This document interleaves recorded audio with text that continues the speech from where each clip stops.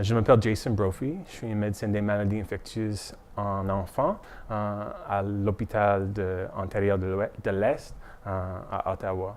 Donc, cette étude est autour de garder pour les effets secondaires dans les enfants qui ont eu une exposition à tenofovir durant la grossesse d'une femme qui est infectée de VIH. Donc, pour des adultes, en général, le médicament qui est maintenant préféré pour le premier choix pour traitement, c'est le tenofovir. Mais pour les femmes qui sont enceintes, notre expérience est la plus grande avec le médicament zidovudine.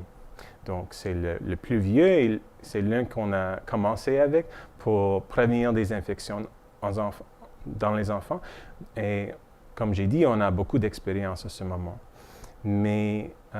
Et ça continue que ça, c'est le traitement préféré durant une grossesse. Mais maintenant que le tenofovir, c'est le premier choix pour les adultes, beaucoup de femmes vont tomber enceintes après qu'ils ont commencé le tenofovir, ou même ça se peut qu'ils sont diagnostiqués durant une grossesse et ils vont avoir besoin de commencer un traitement.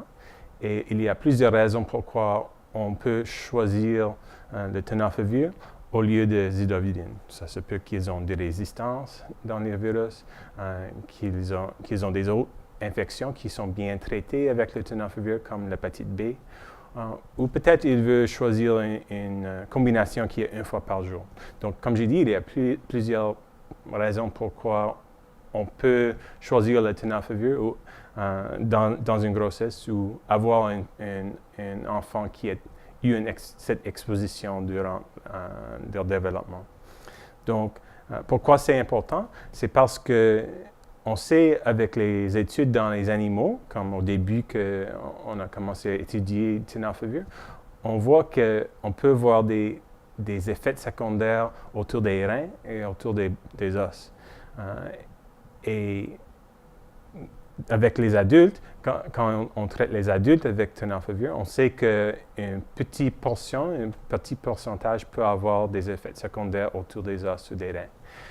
Mais il n'y a pas vraiment une étude qui nous dit est-ce que c'est sauf? Est-ce qu'il y a des effets secondaires qui sont pas graves, mais qui sont là aux enfants qui ont eu cette exposition durant leur développement. Donc ça, c'est qu'est-ce qu'on fait avec cette étude.